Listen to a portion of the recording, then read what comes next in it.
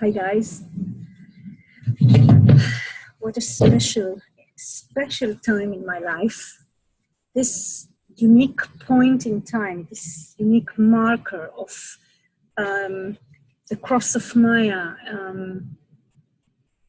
entering the sun in just a few hours is such a marker because of course I feel the energy since yesterday, and during my 11 days here, I'm in Canada.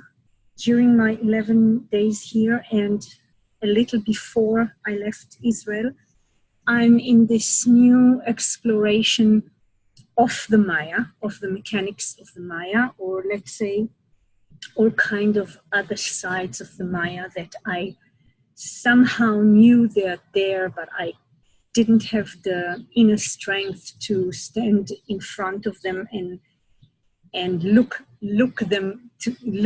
in their eye, in the eye of the storm. I didn't have this inner strength, and now apparently I do.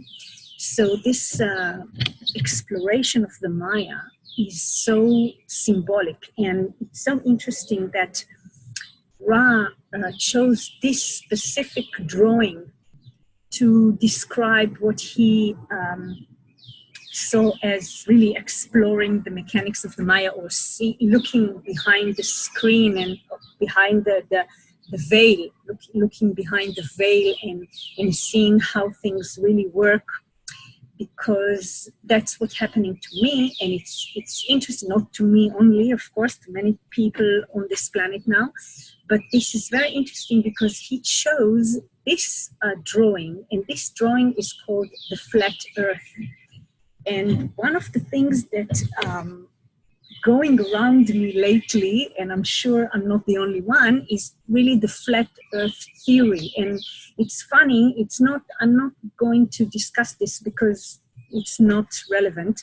The thing that is relevant, and this is my inspiration from this morning, I think early in the morning, or yesterday evening, I listened to somebody talks about the flat earth, but he didn't talk about the theory. He said something that was really so overwhelming for me and opened everything for me, is understanding that the way we perceive things and the way we see things is so delusional, and so there is a veil. There is a strong veil. We are being blinded by so many things that it's not the time or place to open this, but of course, people who want to gain this knowledge is out there.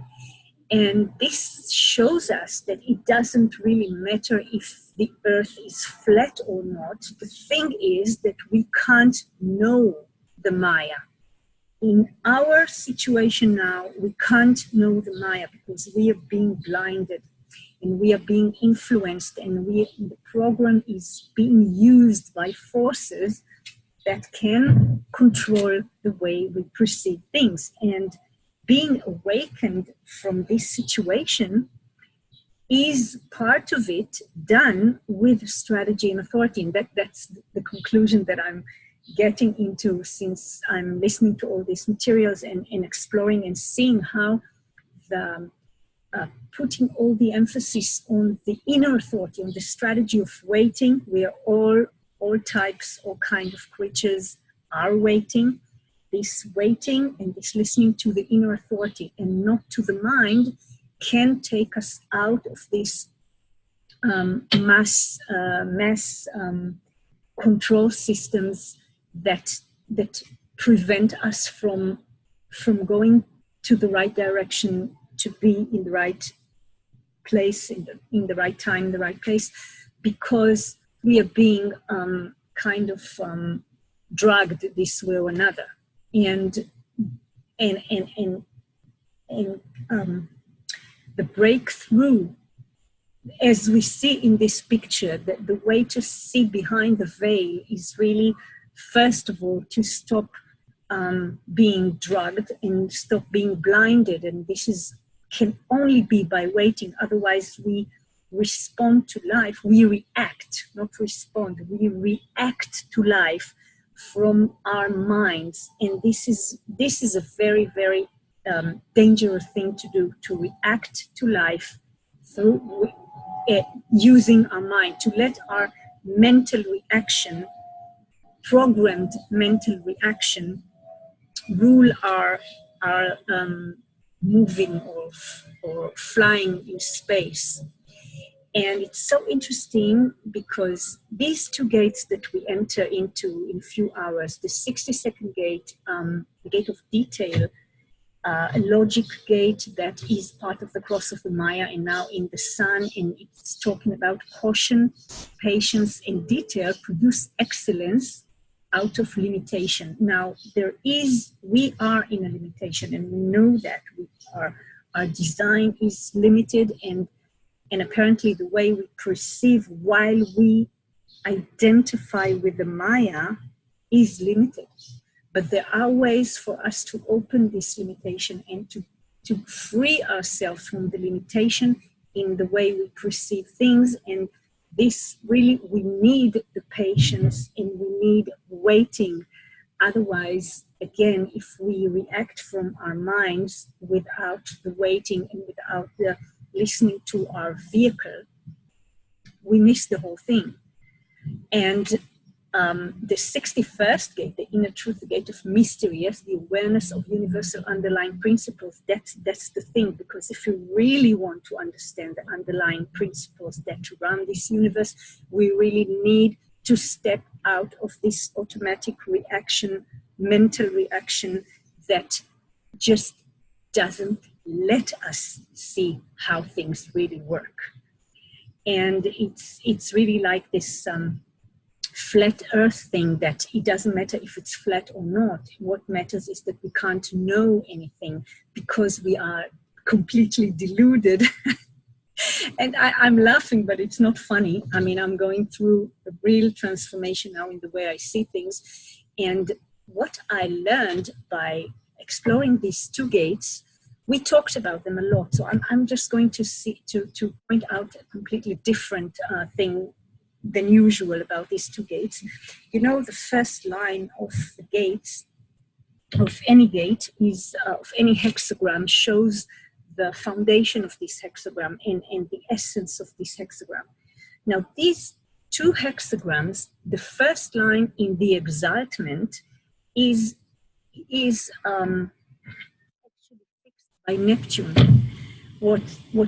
That means that the foundation of the hexagram is not really grounded, because Neptune is not energy, is not grounded energy. This is energy that is the depth of the ocean. You can't really know what's going on there. There's a lot of delusion, a lot of darkness and movement and waves. We don't really know what's going on there. This is pure mystery.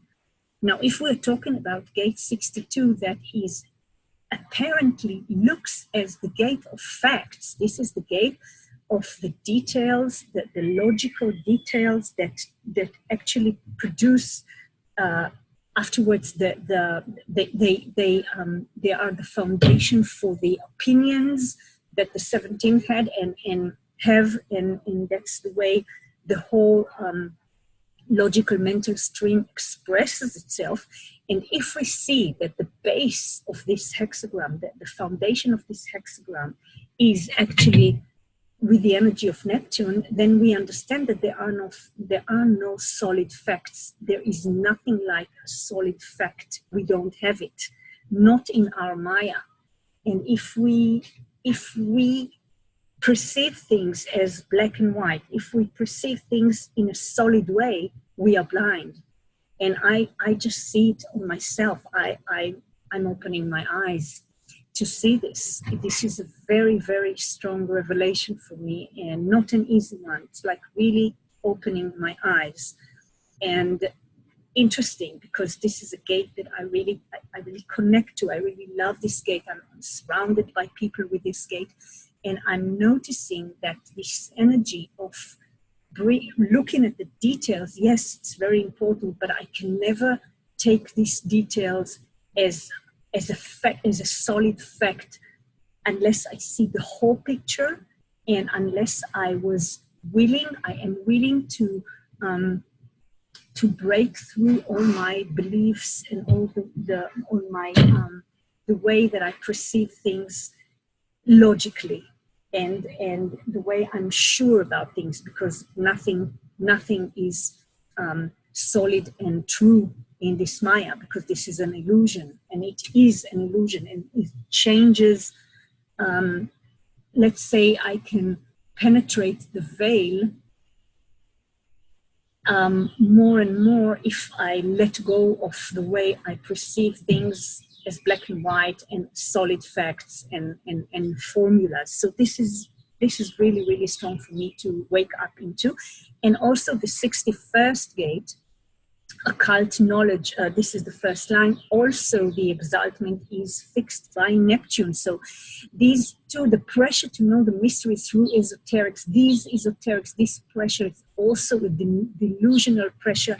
We can't really know things. We can fantasize, we know them. We can have the pressure, and we can enjoy it, and we can gain a lot from this pursuit of knowledge about how things happened, but actually we can't really know anything. And the only thing that we can know in our inner being is if something is correct for us or not, and this is according to our strategy and authority. But all the other things, nothing is really solid. And this is really, it's not an easy thought, but it's a strong one. And well, this is what I'm awakening into now. So I don't know, it's just, I bring you just the inspiration of what's going on in me, and you can digest it and wait. No need to react, just wait and digest it. And if that talks to you or resonates to you, you can just ask for information, and the information would come, and you will see what I'm talking about. Let's see what's this week is holding for us. And first of all, let's look at today. What a very, very logical day we have, delusional logical day. So we have the 62nd gate. The detrimental side is the need for expression, which ignores the detail. This is interesting, yeah. So this is what's going to be in the sun. And then yesterday we experienced the movement of the nodes, but it's only for one day. It's something that's doesn't usually happen that the nodes are moving for 1 or 2 days, but it happened now. All kind of weird things happened in our Maya now. So we have the channel of logic. We have it, the North Node and Neptune together. They create the channel of logic, so they activate strongly the 61st gate too. And then we have the channel of the talents, which is also a logical talent, and we have a logical channel, and we have it from the combination of Jupiter and Venus. So we have a very logical day, and we also have Mars in the 62nd gate, and so we have a lot of logical energy. Again, delusional logical energy that we are going to experience today. And then another movement that happened is that Saturn moved from the 11th gate, the gate of ideas in the Ajna center, moved to the 26th gate, the gate of the egoist, the gate of the trickster, the gate of the one that can sell anything to anyone. And we know that Saturn stays quite a while in a gate. So, and Saturn has this very strong influence of us, very severe and strong influence. So those who have the 44th gate, and especially with an open ego, it's going to be interesting, or an open spleen, it's going to be interesting. What will that do to us? And I hope I will feel it with my open spleen and the 44th gate, I would like to feel what Saturn does. And because, again, this is a certain influence that is not, I think it's not easy, and I want to open my eyes and feel it. So let's see what's going to happen. And tomorrow, as I said, the nodes are going back to where they were, the human experiential way, with the 30th gate, the gate of the clinging fire, and the gate of saying yes, the 29th gate in the sacral. And again, we are going to have this juicy energy in the first line until July 19th. In the 14th, we are going to experience Mars stimulate us in a very immature way through the gate of stimulation, the 56th gate in the throat. And while we still have the channel of talent, this is going to be very, very noticeable. We got this expression, Martian expression, in the 56th gate. We have the sun in the 62nd gate, and of course the channel of talents. In the 15th, we are going to to experience the channel of acceptance for some 10 or 11 hours. The sun is going to combine with the moon in the 17th gate. So we're going to have a lot of logical opinions based on trial and error facts and details. And of course, the two mental gates that we have in the head center are going to contribute to this. And we have two other voices, of course, Mars again in the 52nd, in the 56th gate, and we have the 35 gate, the gate of change, the gate of progression that says, I've been here, I've done that. So we're going to have a lot of organizational thinking, logic organizational thinking based on details and stimulation and adventures. Then in the 16th, look how many movements we have. The Maia is really moving. This chess game, the soldiers are moving on the chessboard. Jupiter is going to move from the 48th gate to the 57th gate, gate of the gentle, the gate of intuition. And it is an integration gate. So it is going to affect especially those who have the 20th gate, the 10th gate, and the 34th gate. And we are going to also experience again the channel of logic, while Mercury is going to give us some some formulas which combine to Neptune in the trial and error doubt. So this is going again to be very to resonate strongly to the 62nd gate in the sun, and of course to activate strongly the 61st gate, the gate of mystery in the earth. And a few hours afterwards, the moon will enter the gate of returning, the gate of the 24th gate, the gate of returning, which completes the channel of awareness with the earth. So we're going to have these two strong iron forces of looking for formulas for a better future and logical thinking that will will work together this way or another with the need to pressure to understand the underlying principles of the Maia and the mystery of the Maia. And in the 18th, since 1807 GMT, we are going to have a lot of trial and error, logical trial and error, not only logical, but mostly logical trial and error, because we're going to have Mercury in the third line, Mercury in the third line, in the line of irresponsibility, connects to Neptune in the third line. So a lot of logical thinking in an irresponsible way, and this is what's need to be communicated. And we're also going to have the expression, the stimulation expression, immature Martian expression in the third line too.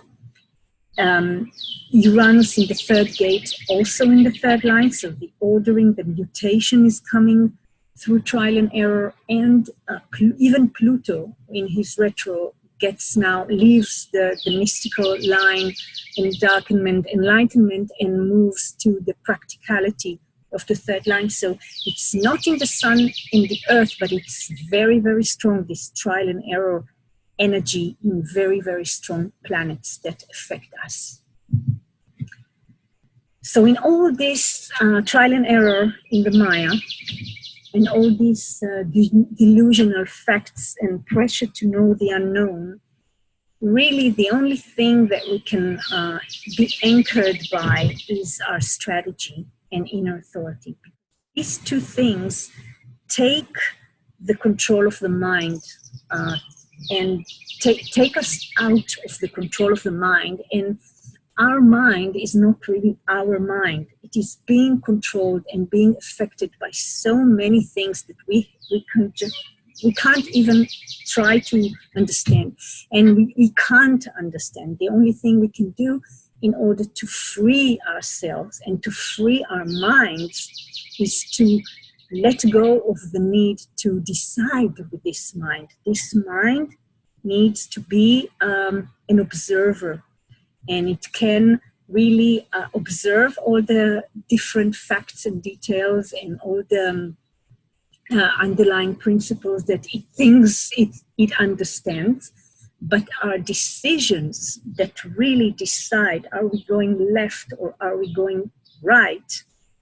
This has to happen from our inner authority, from the body, from our cognition. And when we leave our strategy and authority radically, we are connected deeply to the cognition of the body. And that's the place where correct decisions are emerging from, and also our uniqueness and our differentiation comes from. And in order to raise our frequency and express our uniqueness, we need to be anchored inside, not outside, not in this fact or another. Facts and details can't be the anchor for us. The only anchor is inwards, and it's a very, very special and unique anchor for each and every one of us. And the more I get deeper into charts with people,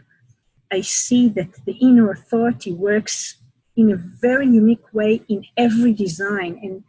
And in order to respect this and in order to let this uniqueness reveal itself, we need to be very radical in strategy. And I even stopped putting the other components in my formula. I do think that sleeping alone and nutrition and everything is very, very important, but first of all is strategy. And the strategy of waiting is for all of us. Waiting, not reacting from our mind, Strategy, wait. And then let the inner authority that knows where to go give the final word. And if it doesn't have a word, we don't give the authority to the mind, we wait some more. Nothing happens for more waiting, believe me. I'm really proving it to myself again and again that waiting is the best thing that can happen to me. So this is what I leave you with. I love you. I'm having a great time here, and I hope to see you soon again. And let us explore the Maia while waiting and not reacting mentally and just seeing what delusional facts the Maya would bring us in order to understand and know the mysteries. Bye-bye.